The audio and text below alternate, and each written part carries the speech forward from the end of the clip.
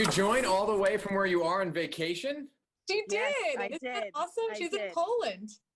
Incredible. Super committed, Oh you guys. Gosh, this is crazy. Our Watch with Dan documentary pick for the month of July, The Sons of Sam, A Descent into Darkness. It is the story behind one of New York's most notorious serial killers. A killer on the loose in New York for a year and 3 days. The four-part docuseries begins in the late 1970s with the arrest and conviction of the son of Sam, David Berkowitz.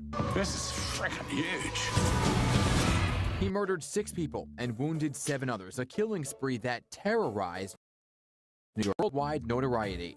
We were right in the middle of it. My friends, if you were a couple, you were afraid to drive anywhere, you were afraid to park anywhere. It was just horrific. You didn't know what was going to happen next. The story continues through the eyes of journalist and author Moriarty Terry. Terry was convinced that Berkowitz did not act alone, that the murders were linked to a satanic cult. There were 8 attacks. Did you do all of them? I did not pull the trigger at every single one of them. When I started to see how Maury was like peeling back the layers of the onion, so to speak, it got more intriguing. He had a lot of empathy for all these people and all these situations going on, and he was trying to help in some way to make sense of all of this. In the desperation to make everybody feel better, they were like, great, we figured it out, we're putting a name on it, case closed, but I think there definitely is more to it than that. It's been 40 years and we're still talking about the Son of Sam. Son of Sam is not over. Son of Sam still exists. I want to bring in Pix 11 News reporter Mary Murphy. And Mary Murphy is one of the best journalists in the market, in the country, right? And she was also in the documentary. She's covered this story extensively in the years after it happened. So I want to bring Mary right into the conversation right now. Welcome to the Watch with Dan Club, Mary. Good to have you here.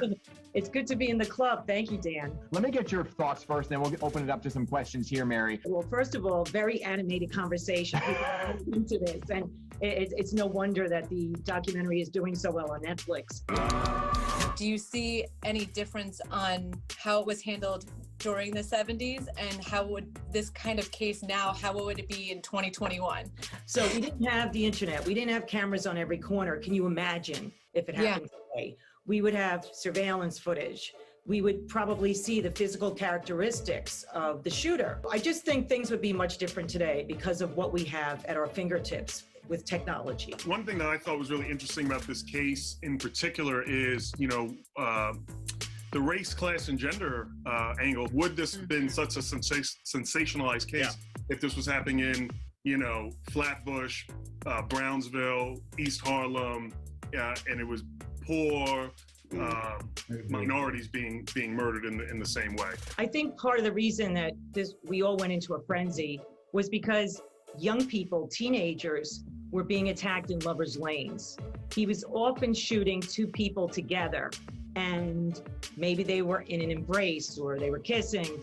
And so I think, can you imagine, like, it's almost like Psycho, you're in the shower and all of a sudden there's someone trying to stab you. But I do agree with your point about, the zip code. There were real questions in this case. Why do the police not investigate more? How do you feel about how the media and police are handling situations now in 2021 in regards to mental health and the recent crime spree that we're currently having? I think there's a mental health emergency and it's been around for a very long time. How many things can the police handle? I think other agencies have to step up as well. Mary, thank you. And everybody, thank you for joining us today. Have a great day. Thank you so much, everybody. Thank you. Bye. Good one, everyone. Bye. See y'all. Okay, see ya. Bye. Yeah.